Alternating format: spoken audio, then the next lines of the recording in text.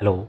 आज मैं आपको पढ़ाऊँगा क्लास 6 में भूगोल। ठीक है।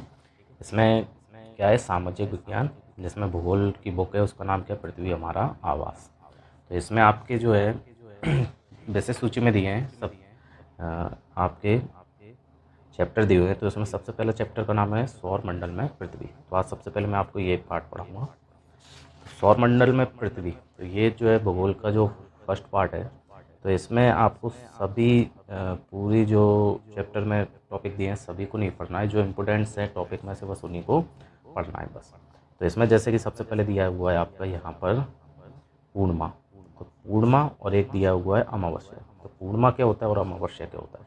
तो जैसे रात होती है तो रात में जब आपको आसमान में चंद्रमा जो है पूरा दिखाई देता है तो उस टाइम को क्या बोलते हैं, आपको पूर्णिमा बोलते हैं। जब चंद्रमा पूरी तरीके से आपको पूरा गोल दिखाई देता है उस दिन को पूर्णिमा, उस रात को पूर्णिमा कहते हैं। इसी तरीके से होती है एक अमावस्या। अमावस्या के दिन क्या होता है कि जो चंद्रमा होता है तो वो क्या है कि जैसे पूरा पूर्णिमा के दिन दिख रहा था, फिर वो धीरे धीरे क्या करता जाता है, छोटा होता जाता है। और छोटा होते होते एक दिन ऐसा आएगा लगभग 15 दिन बाद, तो उस दिन रात में जो है उस रात को चंद्रमा आसमान में बिल्कुल दिखाई नहीं देता है, तो उस रात को बोला जाता है आपका अमावस्या।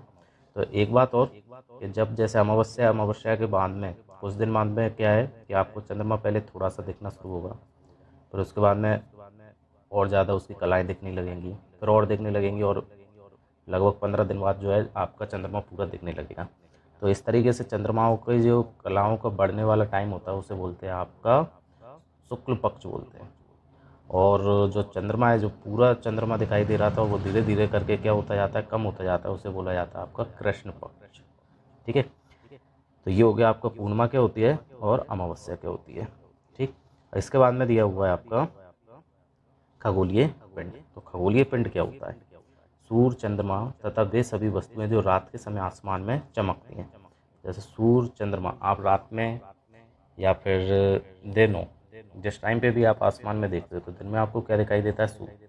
रात के समय चंद्रमा दिखाई देते हैं। उसके अलावा और भी बहुत सी चीज़ें दिखाई देती हैं, जैसे तारे दिखाई देते हैं। और सुबह या शाम के टाइम देखोगे तो आपको शुक्र ग्रह भी दिखाई देगा। तो ये सारी चीज़ें जो आसमान में आपको दिखाई देती हैं उन सबको क्या बोला जाता है, मिलाकर खगोलीय पिंड कहा जाता है। ठीक है। इसके बाद में दिया हुआ है आपका तारा। तारा मतलब कि आपका स्टार, तारा। तो कुछ खगोलीय पिंड बड़े आकार वाले तथा गर्म होते हैं। तो कुछ खगोलीय पिंड के होते हैं बहुत ज़्यादा बड़े होते हैं। वो बड़े होने के साथ साथ में वो कैसे होंगे, गर्म भी होंगे बहुत ज़्यादा। और ये किससे बने होते हैं, गैसों के बने होते हैं। मतलब किस तरीके से, जैसे आपकी जो अर्थ है, पृथ्वी है, तो पृथ्वी किससे बनी हुई है, आपकी जो ऊपरी सतह है वो किससे बनी हुई है, आपकी रॉक से बनी हुई है, चट्टानों से बनी हुई है। तो उससे क्या होगा कि जैसे आप पृथ्वी पर जो है ऐसे ही नॉर्मली पैदल ही चलोगे तो आप आराम से उस पर चल सकते हो, लेकिन आप इस पर जो है चलने की कोशिश करोगे तो ये किससे बनी हुई है, गैस से।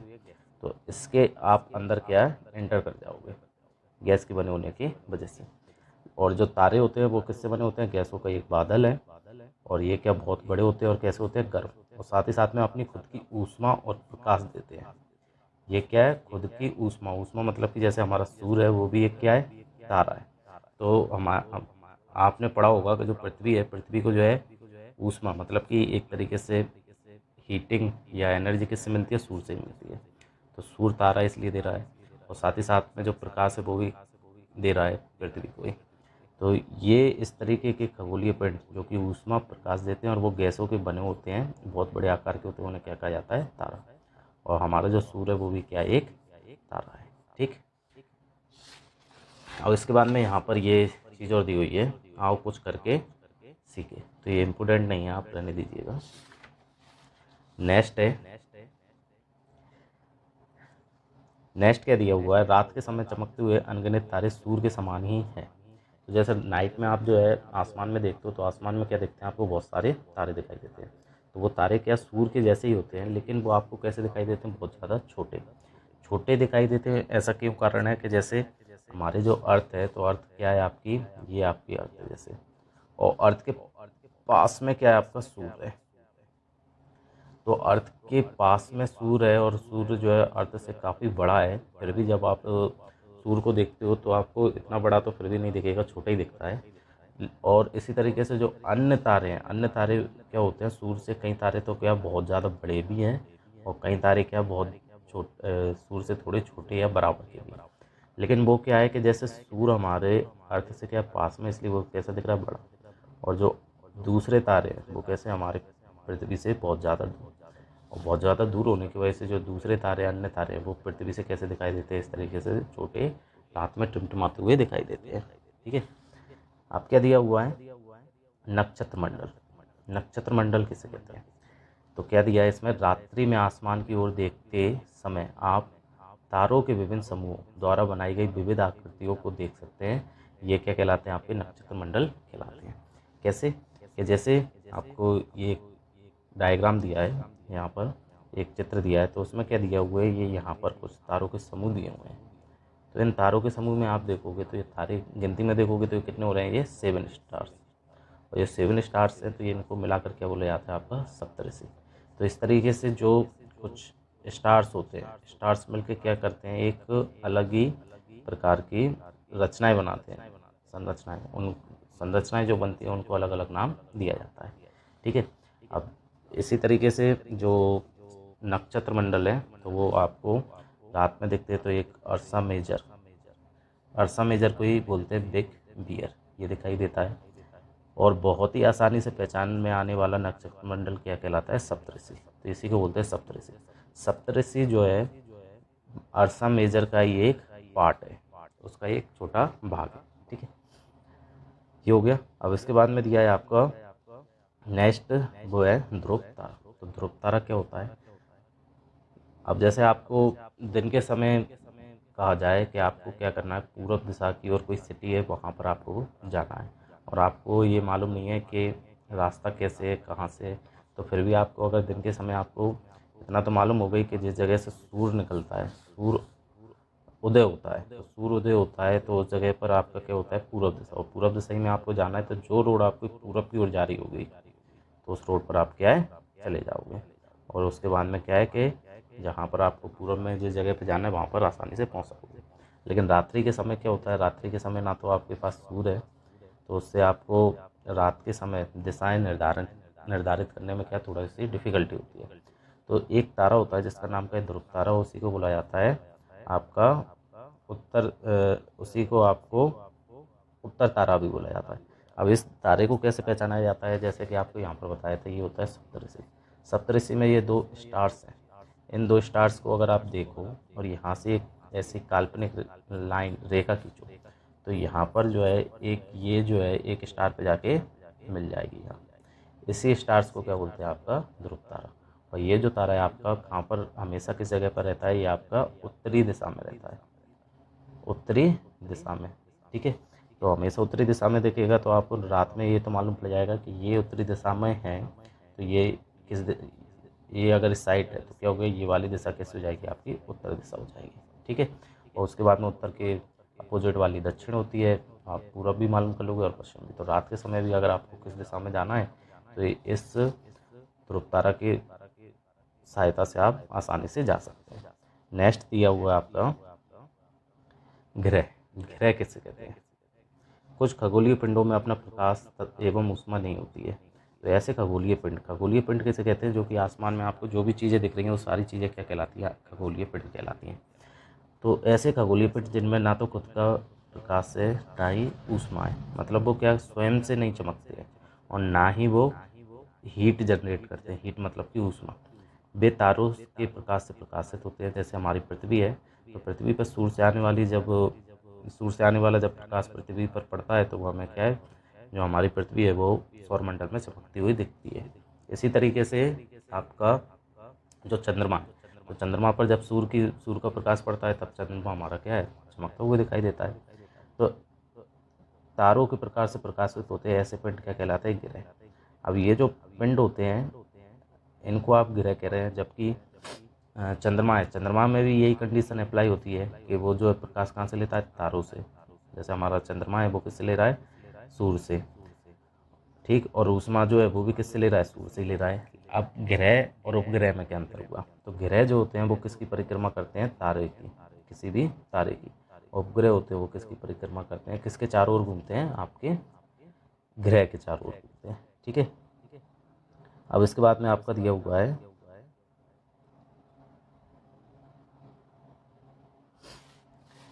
सौरमंडल। सौरमंडल में आपका यहाँ पर जो है एक तो क्रम दिया हुआ है, जैसे सौरमंडल के बीचों बीच में क्या होता है आपका मुखिया, जिससे क्या कहा जाता है सूर्य। इसके जो सबसे पास वाला ग्रह है वो कौन सा है? बुध, फिर है शुक्र, पृथ्वी, मंगल, बीच में यहाँ पर क्षुद्र ग्रह की एक पट्टी होती है, फिर है जुपिटर, बृहस्पति बोलते हैं, शनि, यूरेनस और नेपच्यून। और एक और होता था जिसका नाम था प्लूटो, जिसको हिंदी में यम बोलते थे, जिसको क्या किया गया है 2006 में ग्रहों की श्रेणी से हटा दिया गया है। ठीक, अब इसमें ये क्या दिया हुआ है कि एक तो आपका यहाँ पर ग्रहों के नाम दिए गए हैं और साथ ही साथ में बताया गया है कि ये सूर्य के चारों ओर घूमने में कितना समय लेते हैं और साथ ही साथ में अपनी धुरी पर घूमने में कितना टाइम लेते हैं। तो चारों ओर घूमने में और धुरी पर घूमने में क्या अंतर होता है? जैसे बुध ग्रह है तो बुध ग्रह ये है, और ये क्या है, इसकी कक्षा है, कक्ष क्या है, एक रास्ता है एक तरीके से। तो बुध ग्रह जो है यहाँ से चलना शुरू करेगा जैसे, और यहाँ से इस तरीके से जाते हुए और इस कक्ष पे इस तरीके से पूरा घूमते हुए जब वापस आएगा तो ये कितना टाइम लेता है सूर्य के चारों ओर घूमने में? 88 डेज। और लेकिन अपने अक्ष पर कैसे कि जैसे कि बुध ग्रह ये है, और बुध ग्रह जो है इस तरीके से पूरा घूमते हुए, जैसे ये यहाँ से मान लीजिए बुध ग्रह का एक साइड देख रहे हैं, अब इसी साइड पर इसे वापस आने में, ठीक है, इस साइड से इसी को पर वापस आने में इसको कितना टाइम से लग जाएगा आपका? इसे लग जाएगा आपका 59 डेज। ठीक है, तो इस तरीके से शुक्र का दिया है, पृथ्वी का दिया है, मंगल का दिया है। और यहाँ पर ये जो 4 ग्रह हैं इनको क्या बोला जाता है? आपको आंतरिक ग्रह बोला जाता है। क्या कहा जाता है? आंतरिक ग्रह। और ये आंतरिक ग्रह है। उसके बाद में आपके 4 ग्रह और दिए गए हैं, वो कौन कौन से? जैसे बृहस्पति, शनि, यूरेनस, नेपच्यून। इनको क्या बोला जाता है? आपको बाह्य ग्रह कहा जाता है।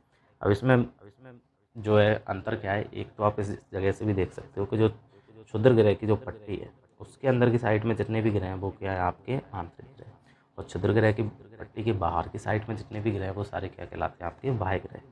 और भी इसमें मेन डिफरेंस है वो क्या है कि जितने भी आपके आंतरिक ग्रह होते हैं वो किससे बने हुए हैं? रॉक से। रॉक से मतलब कि आप उस पर आराम से वॉक कर सकते हैं, जैसे आप गए हो तो उस पर आप आराम से चल सकते हैं।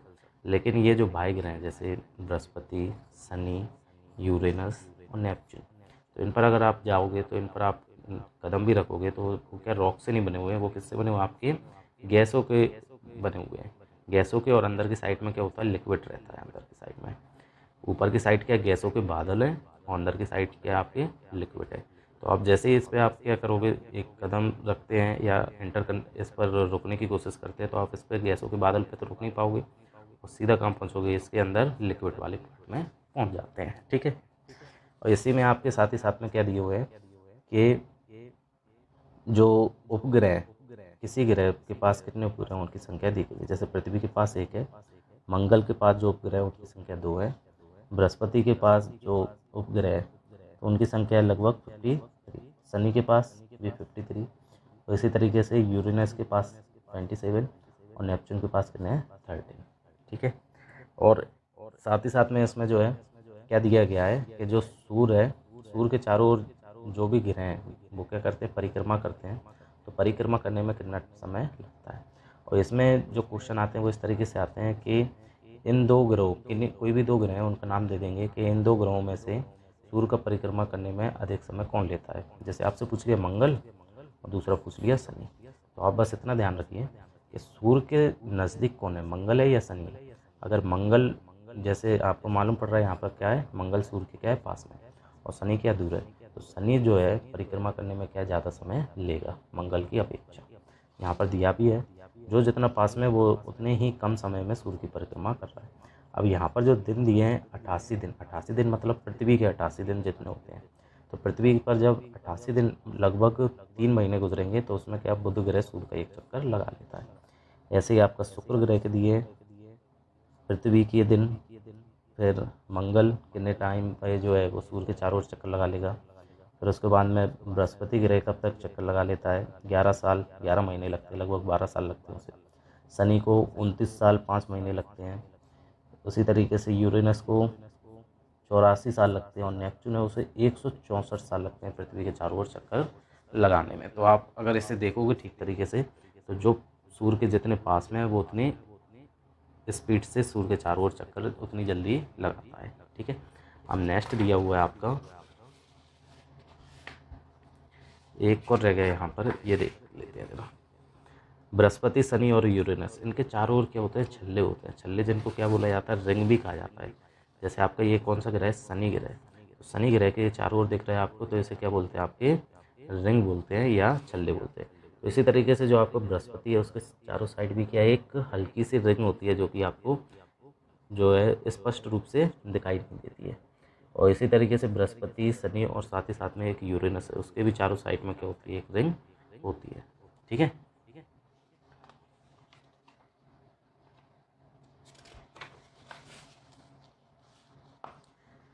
नेक्स्ट दिया है आपका, आसमान में देखने वाला चंद्रमा एक उपग्रह है। तो जो चंद्रमा है वो क्या है, एक उपग्रह है। तो वो उपग्रह किस तरीके से है कि मैंने आपको बताया था, जो ग्रह होते हैं वो क्या करते हैं, किसी तारे के चारों ओर क्या करते हैं, चक्कर लगाते रहते हैं, उन्हें बोलते हैं आपका ग्रह। जैसे सूर्य है और सूर्य के चारों ओर में कोई भी पिंड है, आकाशीय पिंड, अगर वो सूर्य के चारों ओर चक्कर लगा रहा है तो उसे क्या बोलते हैं, आपका ग्रह बोलते हैं। तो ग्रह में जैसे मान लीजिए ये क्या है, आपकी अर्थ है।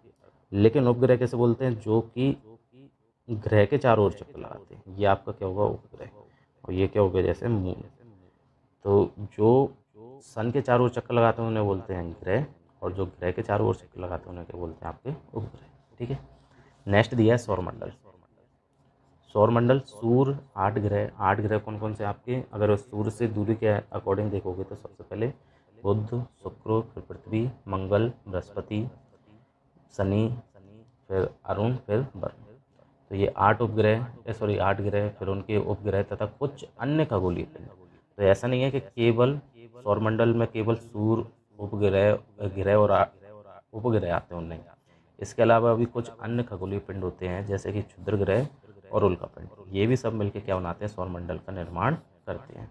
ठीक है, और जिसमें सौरमंडल में हमारा जो मुखिया है उसे क्या कहा जाता है, सूर्य कहा जाता है। ठीक, अब इसमें दिया है सूर्य। सूर्य सौरमंडल के केंद्र में स्थित है। सूर्य कहाँ पर है, सौरमंडल जो है उसके बिल्कुल बीचों बीच में उपस्थित है। जैसे ये रहा, ये है सूर्य आपका। उसके बाद में क्या, बुध, शुक्र, पृथ्वी, मंगल, बृहस्पति, शनि, यूरेनस और नेपच्यून। तो इन सबके बीचों बीच में क्या है, आपका सूर्य है। ठीक, जो मुखिया है वो कहाँ पर है, आपके बीचों बीच में है। एवं अत्यधिक गर्म गैसों से बना हुआ है। कैसे गर्म गैसों से बना हुआ है, इसका खिंचाव बल इससे सौरमंडल को बांधे रखता है।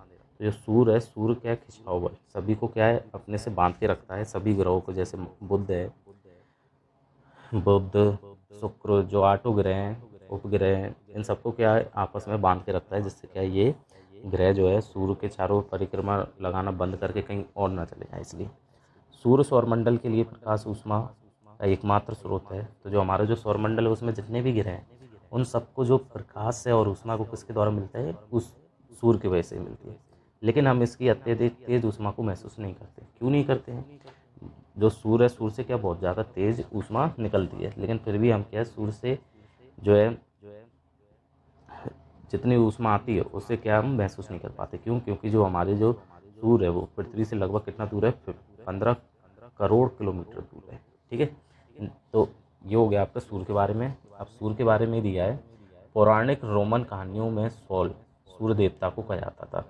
सौल किसे कहा जाता था, सूर्य देवता को। सौर शब्द सौर शब्द का अर्थ है सूर्य से संबंधित, इसलिए सूर्य के परिवार को सौरमंडल कहते हैं।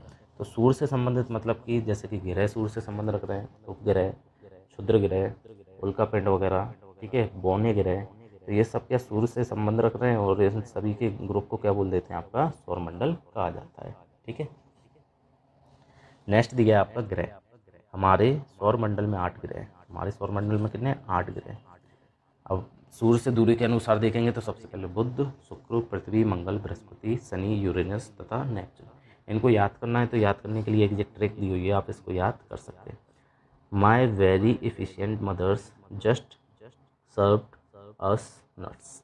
तो इनके जो फर्स्ट जो कैरेक्टर्स हैं उनके अकॉर्डिंग आप इनको याद कर सकते हैं। जैसे M4 Mars, V4 Venus, E4 अर्थ। और इसी तरीके से जो आपके जैसे जे जुपिटर, नेपच्यून, इन सबको आप इस लाइन के अकॉर्डिंग याद कर सकते हैं कि कौन सा ग्रह कहाँ पर आता है। ठीक है। अब इसके बाद में दिया हुआ है ये जो जैसे आपके 8 हैं ग्रह, उससे पहले क्या है, सन 2006 अगस्त 2006 तक क्या है, एक जो बौना ग्रह था जिसका नाम है प्लूटो, उसको भी क्या ग्रहों की श्रेणी में रखा जाता था। लेकिन फिर अंतर्राष्ट्रीय खगोलीय संगठन की अपनी बैठक, उनकी बैठक हुई होगी 2006 में, और इस पिंड को क्या कर दिया गया है, ग्रहों की श्रेणी से अलग कर दिया गया है। तो ऐसा क्यों हुआ है कि इन्हें ग्रह की श्रेणी से अलग कर दिया गया प्लूटो को? वो इसलिए किया गया कि जो प्लूटो है तो उसका जो कक्ष था वो क्या करता था, जो नेपच्यून है, नेपच्यून के रास्तों को 2 बार काट देता था। 2 बार कैसे, कि यहाँ से उसका जो रास्ता चलना शुरू हुआ तो एक बार इस तरीके से काटते हुए ऐसे बाहर निकल आया। ठीक है, ये काटते हुए जा रहे हैं इस तरीके से, फिर वापस आएगा, फिर काटते हुए फिर वापस आ जाता था यहाँ पर। तो आप देख रहे होंगे कि जितने भी ग्रहों के जो रास्ते हैं वो एक दूसरे को कहीं नहीं काट रहे हैं। और ये प्लूटो है, प्लूटो का जो रास्ता होता था परिक्रमा का रास्ता, वो क्या है, नेपच्यून के नेपच्यून के कक्ष को काटता था। इसलिए क्या कर दिया गया है, इसे ग्रहों की श्रेणी से अलग हटा दिया गया है और इसको अब बौना ग्रह कहा जाता है। क्या कहा जाता है आपका, बौना ग्रह कहा जाता है। ठीक है। नेक्स्ट आपका दिया हुआ है इसके बाद में पृथ्वी। तो सूर्य से दूरी के हिसाब से पृथ्वी तीसरा ग्रह है। तो दूरी के हिसाब से बताइए, सबसे पास में कौन सा है आपका, बुध, फिर कौन सा आपका शुक्र, शुक्र के बाद में कौन सा ग्रह आता है आपका, पृथ्वी। ठीक है, 3rd नंबर पे। आकाश में यह 5वां सबसे बड़ा ग्रह है। 5वां सबसे बड़ा ग्रह कैसे, कि सबसे पहले जो बड़ा ग्रह आता है वो आप इसमें देख के भी समझ सकते हैं। सबसे बड़ा जो ग्रह होता है वो कौन सा होता है आपका, बृहस्पति। बृहस्पति के बाद में शनि, शनि के बाद में यूरेनस, यूरेनस के बाद में आपका है नेपच्यून, और नेपच्यून के बाद में आता है आपका पृथ्वी, पृथ्वी। ठीक है। और पृथ्वी के बाद में आपके जो शुक्र, मंगल और बुध ग्रह, इस तरीके से। तो ये पृथ्वी जो हमारी आकाश का सॉरी सौरमंडल में कौन से नंबर का आकार में कौन से नंबर का ग्रह है, 5वें नंबर का। यहीं यह ध्रुवों के पास थोड़ी चपटी होती है। तो जो हमारी पृथ्वी है तो उसके जो ध्रुव होते हैं दो, एक होता है उत्तरी ध्रुव और एक कौन सा होता है, दक्षिणी ध्रुव। तो ये यहाँ पर थोड़ी सी कैसी होती है, चपटी होती है, एकदम गोल नहीं होती है। यही कारण है कि इसके आकार को भू आप कहा जाता है। तो इसके आकार को क्या बोला जाता है, भू आप कहा जाता है हिंदी में। इंग्लिश में इसे बोला जाता है जियोइड। आकार मतलब कि जैसे कि एक बॉल है, तो बॉल कैसी लेके आ रहे हो, जैसे आप गोल लेके आ रहे हो तो वो क्या कहलाएगी, आपकी स्पाइरल कहलाती है। गोल प्लेट होती है तो वो कैसी कहलाती है, सर्किल है, गोल है। जैसे जो पृथ्वी है तो वो थोड़ी सी क्या गोल तो है, लेकिन यहाँ से चपटी और यहाँ से, तो इसे क्या बोलते हैं, भू आब कहा जाता है। ठीक है। जीवन के लिए अनुकूल परिस्थितियां संभवतः केवल पृथ्वी पर ही पाई जाती हैं। पृथ्वी ना तो अधिक गर्म है और ना ही अधिक ठंडी। तो जीवन जीने के लिए क्या चाहिए, एक तो वायुमंडल होना चाहिए। वायुमंडल में आपकी प्राणदायक गैस होनी चाहिए, ऑक्सीजन, और जो कि पौधों के लिए होती है इम्पोर्टेंट गैस, कार्बन डाइऑक्साइड होनी चाहिए, वो हमारी पृथ्वी पर उपस्थित है। अब पृथ्वी ना तो सूर्य से ज़्यादा नज़दीक है और ना ही ज़्यादा दूर है, इसलिए वो ना तो ज़्यादा गर्म है और ना ही ज़्यादा ठंडी है। जैसे आपकी जो है आपका बुध ग्रह है तो वो क्या है, सूर्य के बहुत ज़्यादा पास में, तो इसलिए वो वहाँ पर टेम्परेचर कैसा, बहुत ज़्यादा हाई है। और इसी तरीके से जो नेपच्यून है वो क्या है, सूर्य से बहुत ज़्यादा दूर है, इसी वजह से वहाँ का टेम्परेचर क्या है, बहुत ज़्यादा लो है।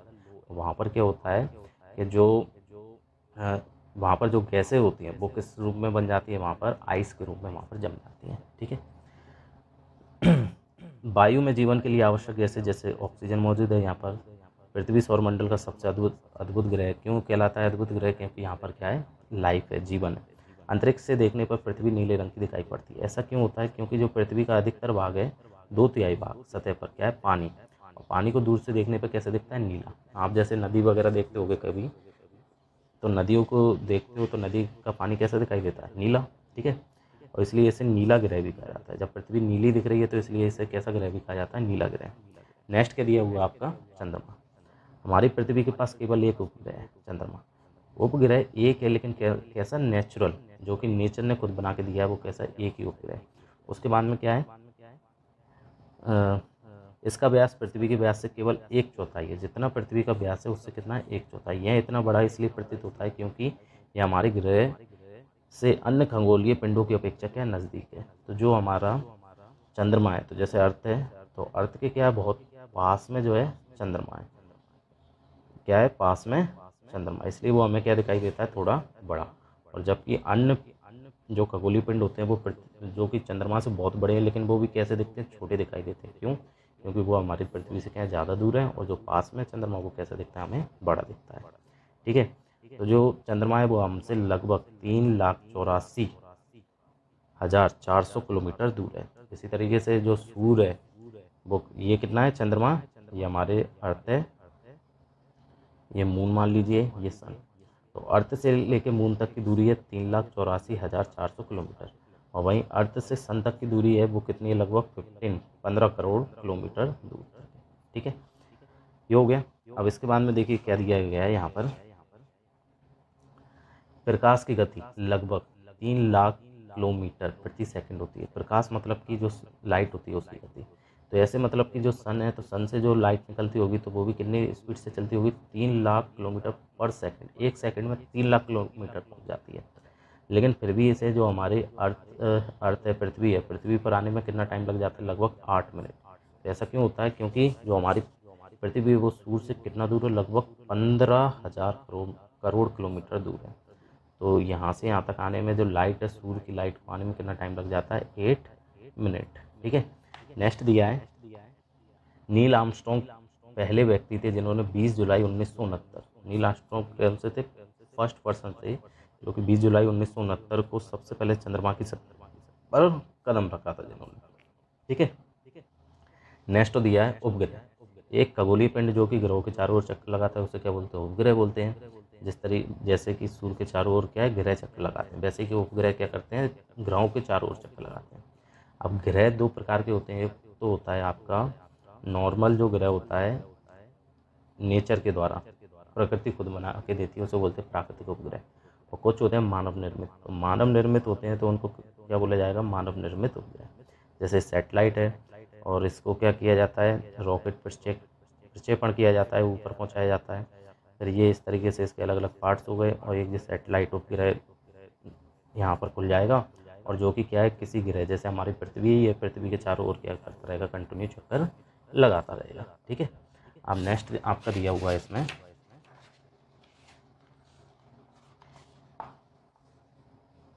चंद्रमा पृथ्वी का एक चक्कर लगभग 27 दिन में पूरा करता है, और लगभग इतने ही समय में अपने अक्ष पर एक चक्कर भी पूरा करता है।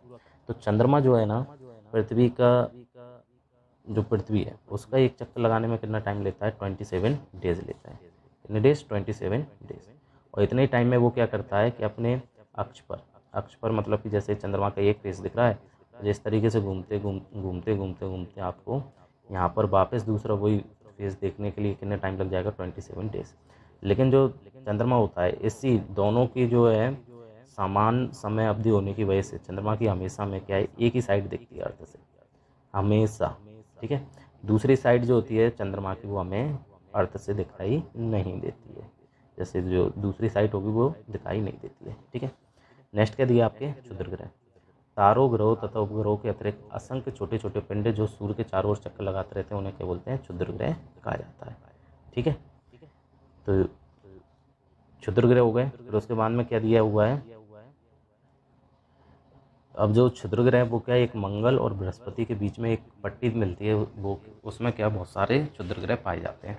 और ये जो क्षुद्र ग्रह कैसे बने हुए हैं, तो ये वैज्ञानिकों का मानना है, ये है क्षुद्र ग्रह की पट्टी। तो ये किस प्रकार से इनका निर्माण हुआ है, वैज्ञानिकों का मानना है कि पहले ये क्या थे, एक ग्रह था जिसमें क्या विस्फोट होने की वजह से क्या है, ये बहुत सारे असंख्य छोटे छोटे पत्थरों में बढ़ चुका है। ठीक है। नेक्स्ट दिया हुआ है आपका उल्कापिंड, सूर्य के चारों ओर चक्कर लगाने वाले पत्थरों के छोटे छोटे टुकड़ों को उल्कापिंड कहा जाता है। जो छोटे छोटे पत्थर होते हैं उनको क्या कहते हैं, उल्कापिंड। और यही उल्कापिंड क्या करते हैं, कभी कभी अपना रास्ता भटक के क्या है, अर्थ की ओर आने लगते हैं। और जब अर्थ की ओर आते हैं तो अर्थ में क्या है, चारों साइड में किससे घिरी हुई है अर्थ, आपके वायुमंडल से। तो वायुमंडल में जैसे ही ये प्रवेश करते हैं तो ये क्या, वायुमंडल की जो वायु है, गैस है, उसके साथ में इनका क्या होने लगता है, घर्षण। और घर्षण होने की वजह से क्या होता है, ये क्या होते हैं, जलने लगते हैं। और कई बार क्या होते हैं, जो अधिकतर जो उल्कापिंड है वो अर्थ तक आते आते के बाद पूरी तरीके से जल के राख में कन्वर्ट हो जाते हैं, राख में बदल जाते हैं। और इसी को जो रात में जैसे दिखते हैं तो उल्कापिंड जलता हुआ दिखता है, तो उसी घटना को क्या बोला जाता है, तारों का टूटना, जो कि क्या उल्कापिंड का वायुमंडल में जलने वाली घटना होती है। लेकिन कभी कभी क्या होता है कि ये जो उल्कापिंड पूरे जो है जल नहीं पाते और पृथ्वी की सतह पर आ जाते हैं, और जिस सतह पर गिरते हैं वहाँ पर क्या कर देते हैं, ये एक गड्ढा बना देते हैं। ठीक है। इसके बाद में आपकी दी हुई है आकाशगंगा। क्या दिया हुआ है, आकाशगंगा। तो आकाशगंगा क्या होती है, आकाशगंगा यह लाखों तारों का समूह है। ठीक है। जो आपकी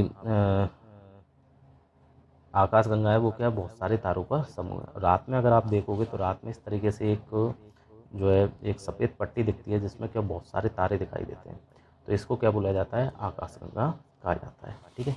नेक्स्ट दिया हुआ है आपका कि जो इसी तरीके से क्या है बहुत सारी आकाशगंगाएं होती हैं, और ये बहुत सारी आकाशगंगाएं मिलकर क्या बनाती है, ब्रह्मांड। और जिस आकाशगंगा में हम रहते हैं उसे क्या बोला जाता है आपका जिस सॉरी इनको बोला जाता है गैलेक्सी। तो जिस गैलेक्सी में हम लोग रहते हैं उसे क्या बोला जाता है, आकाशगंगा। इंग्लिश में बोलते हैं मिल्की वे। और यहीं जो बहुत सारी गैलेक्सी होती हैं वो मिलकर क्या बनाती हैं, आपके ब्रह्मांड का निर्माण करती हैं। ठीक है।